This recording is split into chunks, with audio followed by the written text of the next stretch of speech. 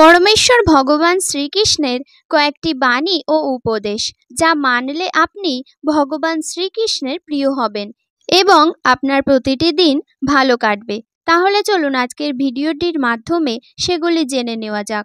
যখন সংসারে দেখার মতো কিছুই থাকে না, তখন মানুষ ঈশ্বরের দিকে দৃষ্টি নিক্ষেপ করে। যদি কোনো ঘটনায় মানুষ ভয়প্রাপ্ত হয়, তবে তার পরাজয়ই হয়। আর যে মানুষ সব হারিয়েও শান্ত আর একাগ্র থাকে, সেই জয়ী। বাস্তবে না পরিচয় মানুষের দেহের সাথে যুক্ত থাকে না, সম্পর্কের ভিত্তি তার দেহের সাথে যুক্ত থাকে। মানুষের স্বভাব, তার আচরণ আর তার কার্যই তার পরিচয়। দান তাকেই বলে যাতে দানই হারায় আর যাচক প্রাপ্তি লাভ করে, কিন্তু বলিদান সেটাই হয় যা দানই দেয় আর সমস্ত জগৎ প্রাপ্ত করে। সমুদ্র হোক বা সংসার, যে ধর্মের নৌকা প্রস্তুত করে সে ঠিক পার হয়ে যায়। সময় কখনো মানুষের নির্দেশিত পথে চলে না, মানুষকে সময়ের নির্দেশিত পথেই চলতে হয়। বিরোধিতা শক্তির প্রমাণ হয় না, শক্তিমান সেই যে সহনশীল, সহ্য করতে পারে। যখন হৃদয় থেকে ক্রোধ আর বিরোধিতা দূর হয়ে যায়, তখন সহনশক্তি ধর্মের শক্তিতে পরিণত হয়। ক্রোধ থেকে প্রতিশোধের জন্ম হয় আর ধর্ম থেকে ন্যায় জন্মায়। তোমার জীবনেও যদি এমন সময় আসে যখন তোমার উপর কোনো অন্যায় হয়, তবে ন্যায় করার পূর্বে নিজের ক্রোধের উপর অঙ্কুশ অবশ্যই রেখো। যে বৃক্ষ তিক্ত ফল দান করে, সেই বৃক্ষকে উৎপাটন করে মধুর ফল প্রদানকারী বৃক্ষকে রোপণ করতে হয়। ওই বৃক্ষকেই অধিক খাদ্য গ্রহণ করিয়ে শাখা প্রশাখাকে কাটছাঁট করলে মধুর ফল পাওয়া যায় না। ভবিষ্যৎকে শুদ্ধ করার জন্য এই অশুদ্ধ বর্তমানকে ধ্বংস করা অনিবার্য। ভবিষ্যতের উদীয়মান সূর্যের প্রথম কিরণকে দেখো, যা সবার জন্য প্রতীক্ষা করছে। অধিকতর আত্মা নিজের দেহকেই সবকিছু বলে গণ্য করে। স্বয়ং দেহ থেকে যে ভিন্ন তা জানতেই পারে না। শরীরের যে দুঃখ, সুখ আর স্বাদ, গন্ধ আদির অনুভব হয়, তাকেই নিজের অনুভব মেনে নেয় আর পরিবর্তনের প্রয়াসই করে না। যে আত্মা পরিবর্তনের প্রচেষ্টাই করে না, নিরন্তর অধর্ম করে চলে, তাকে জাগ্রত করার জন্য দণ্ড দেওয়া অনিবার্য। তুমিও এটা জেনে নাও যে তুমি কোনো শরীর নও, কেবলমাত্র এক আত্মা। এই পৃথিবীতে পরিলক্ষিত সকল মানুষ তা নয় যা তুমি ওদের গণ্য করছো। কিছু সময়ের জন্য এরা শরীরে বসবাস করছে মাত্র। এদের শরীরের মৃত্যু হবে, কিন্তু এরা সবাই অমর, যে পুনরায় নতুন শরীর ধারণ করবে। প্রেম উন্নতি দেয়, উচিত অনুচিতের জ্ঞান দেয়। প্রেম আর মোহের মাঝে পার্থক্য থাকে। বাস্তবে যা প্রেম তা কোনো মোহ নয়। প্রেমের জন্ম করুণা থেকে হয়, আর মোহের জন্ম অহংকার থেকে। প্রেম মুক্তি দেয়, মোহ আবদ্ধ করে। প্রেম ধর্ম আর মোহ অধর্ম। নির্ণয় নেওয়ার মুহূর্তে আমরা সর্বদা কোনো অন্য ব্যক্তির উপদেশ, সূচনা, বঞ্চনা বা পরামর্শকে আধার করে থাকি, আর আমাদের ভবিষ্যতের আধার হয়ে থাকে আমাদের আজকের নেওয়া সিদ্ধান্ত। তাহলে কি আমাদের ভবিষ্যতের অন্য ব্যক্তির পরামর্শ কোনো অন্য ব্যক্তির দেওয়া উপদেশের ফল? তবে কি আমাদের সম্পূর্ণ জীবন কোনো অন্য ব্যক্তির বুদ্ধির পরিণাম? আমরা কি কখনো বিচার করেছি? সবাই জানে যে ভিন্ন ভিন্ন লোক একই পরিস্থিতিতে ভিন্ন ভিন্ন পরামর্শ দিয়ে থাকে।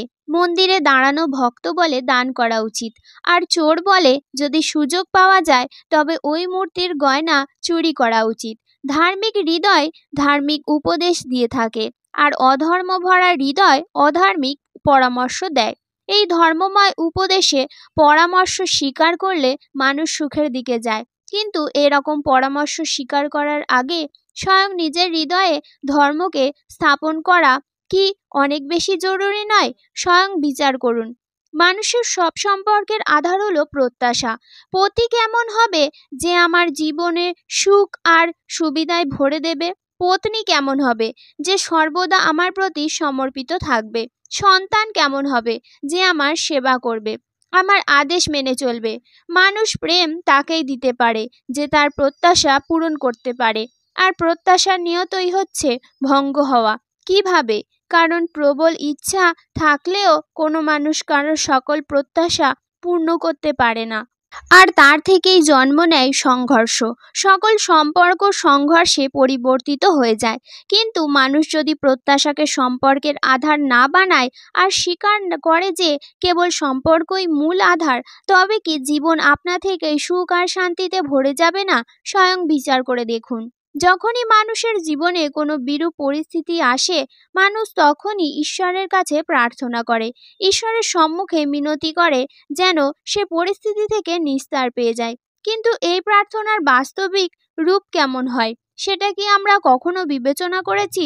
প্রার্থনার অর্থ হলো নিজের সমস্ত আকাঙ্ক্ষা, সময়, চিন্তা, সমস্ত সংকল্প, সমস্ত পরিকল্পনা ঈশ্বরের চরণে দান করা। অর্থাৎ নিজের কর্মের ফল কি হবে সেই নিয়ে চিন্তা না করে ধর্মের অনুরূপ কর্ম করা। ঈশ্বরের পরিকল্পনাকেই নিয়তি বলে মেনে নেওয়া, সেটাই তো প্রার্থনা, তাই না?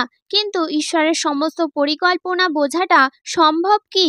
সেই সব পরিকল্পনা তো আমাদের কর্মের পরিণামস্বরূপ প্রকাশ পায় সর্বদা। কিন্তু যদি কেউ সর্বকর্মকেই ত্যাগ করে, সেটা কি প্রকৃত প্রার্থনা? বাস্তবে কর্মই জীবন, আর ফলের প্রতি মোহ না করাই সত্যিকারের প্রার্থনা। যে প্রার্থনা কর্মের পথে বাধা হয়ে দাঁড়ায়, মানুষকে কার্যই করতে দেয় না, সেটা প্রার্থনা না পরাজয়? স্বয়ং বিচার করুন। যখন নিজের কোনো ভালো কাজের বদলে দুঃখ লাভ হয়, অথবা কেউ দুষ্কর্ম করেও সুখ লাভ করে, তাহলে মনে অবশ্যই এই ভাবতে বসে যে তাহলে ভালো কাজ করা, ধর্মের পথে চলার তাৎপর্যটা কি? কিন্তু দূরত্বকে কি ভোগ করতে হয় সেটাও দেখুন। দুষ্কর্ম যে করে তার মন সর্বদা চঞ্চল থাকে, ব্যাকুল হতে থাকে, মনে সর্বদা নতুন নতুন সংঘর্ষ উৎপন্ন হয়, অবিশ্বাস তাকে সারা জীবন ছোটাতে থাকে। একে কি সুখ বলে? যে ব্যক্তি ধর্মের পথে চলে, সর্বদা সুকর্মে লিপ্ত থাকে, সৎ চরিত্রের অধিকারী, হৃদয় বর্ষদা শান্ত থাকে, পরিস্থিতি তার জীবনে সুখের বাধা হয়ে দাঁড়ায় না, সমাজে তার সম্মান আর মনের সন্তোষ অক্ষত থাকে সর্বদা। অর্থাৎ ভালো ব্যবহার ভবিষ্যতে সুখের পথ দেখায় না, ভালো ব্যবহার নিজেই সুখ দেয়। অপরদিকে দুর্ব্যবহার ভবিষ্যতে দুঃখের পথ দেখায় না। অধর্ম সেই মুহূর্তে দুঃখকে উৎপন্ন করে, ধর্ম থেকে সুখ পাওয়া যায় না, ধর্মই স্বয়ং সুখ। ভবিষ্যৎ তো প্রতিদিন প্রতিক্ষণে নির্মিত হয়, ভবিষ্যৎ যে কিছুই নয়। মানুষের আজকের নির্ণয় ও কর্মের পরিণাম আগামীর ভবিষ্যৎ। আপনি যদি আজ কোনো নির্ণয় করে সন্তোষ বোধ করেন, তবে বিশ্বাস রাখুন ভবিষ্যতে অবশ্যই তার থেকে সুখ লাভ হবে। এটি ভগবান শ্রীকৃষ্ণই বলেছেন যে স্বাদ থেকে মুক্তি পাওয়ার জন্য আহারকেই ত্যাগ করে বাস্তবে তার মন থেকে স্বাদের লালসা কখনোই যায় না, তার দুপ্রকারের হানি হয়। প্রথমত, সে দুর্বল হয়ে পড়ে, যার কারণে পরমাত্মাকে প্রাপ্ত করার জন্য সেই প্রচেষ্টা অনিবার্য, তা সে সক্ষম হয় না। আর দ্বিতীয়ত, সর্বদাই তার মন স্বাদ গ্রহণের লালসায় পূর্ণ থাকে।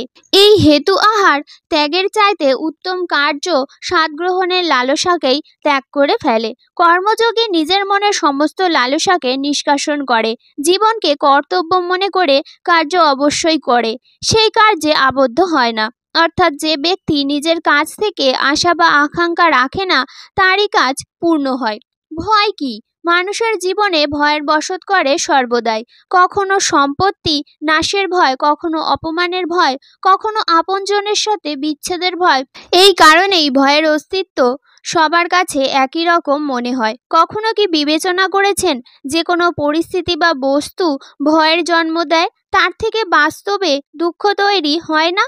না, এমন কোনো নিয়ম নেই। আর সবার অভিজ্ঞতা তো এই বলে, ভয় ধারণ করলেই ভবিষ্যতের দুঃখের নিবারণ কমে।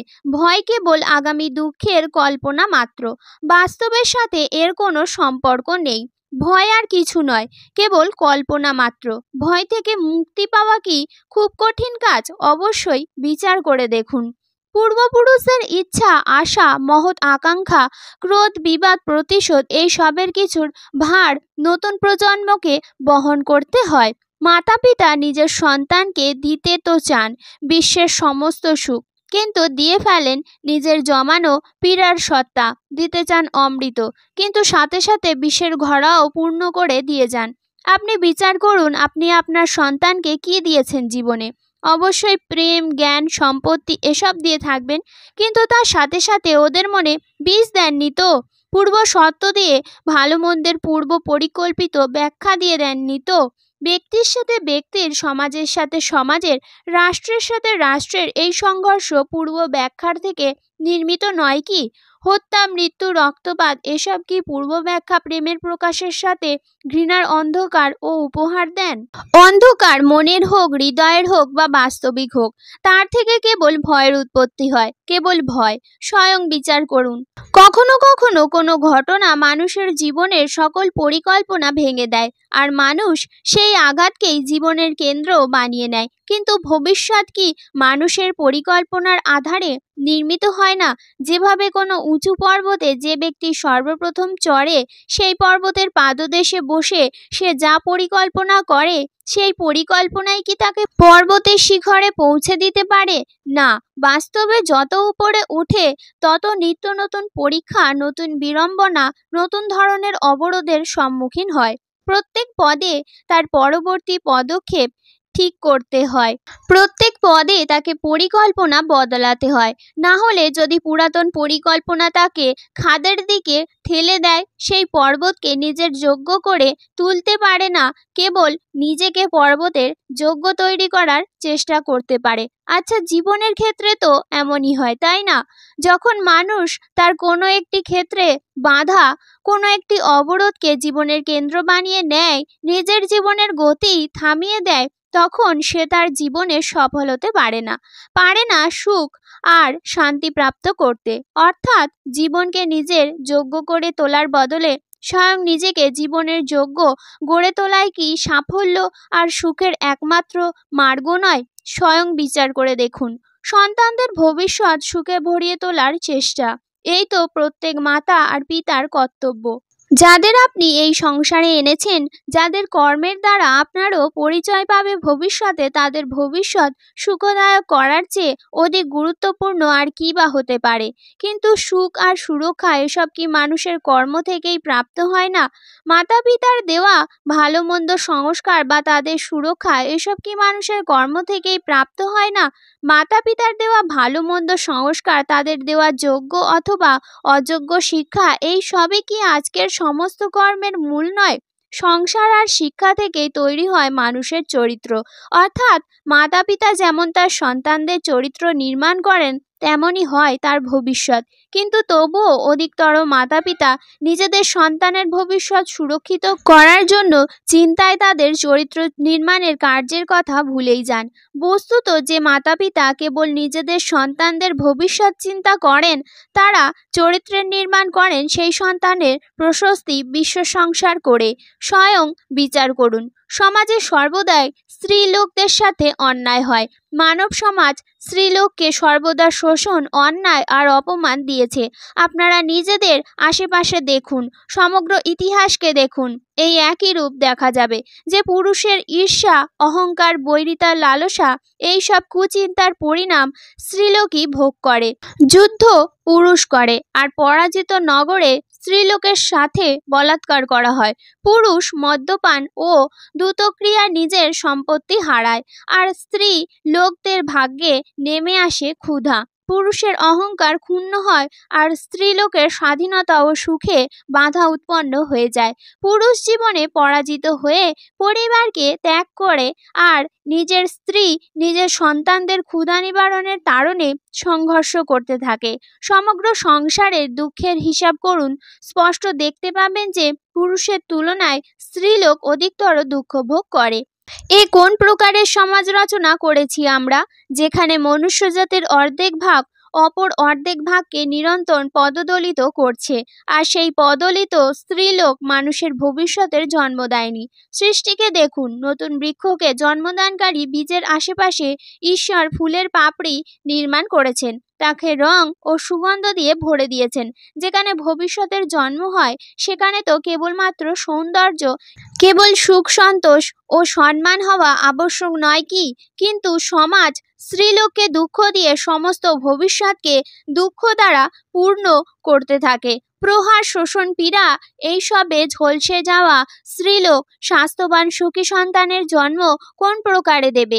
অর্থাৎ যে সময় কোনো স্ত্রী লোকের অপমান হয়, কোনো স্ত্রীর উপর শোষণ হয়, কোনো নারীর কেশ আকর্ষণ করা হয়, সেই সময় কোনো না কোনো রূপে এক যুদ্ধের জন্ম হয়, কোনো না কোনোভাবে মহাভারতের আরম্ভ হয়। স্বয়ং বিচার করুন, বারংবার বিচার করুন। সুখের কামনা যে করে তার সুখ লাভ হয় না, যে সুখ চিনতে পারে তারই সুখ লাভ হয়। তুমি যদি এটা জেনে যাও যে তোমার জন্য সুখ কি, তবে তুমি সুখ অবশ্যই পাবে।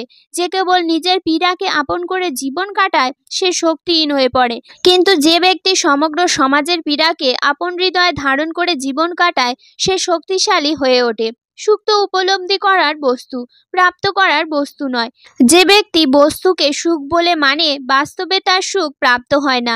যে সত্তা অথবা সম্পত্তিকে সুখ বলে গণ্য করে সে অবশ্যই নিজের জন্য বিনাশকে আমন্ত্রণ জানায়।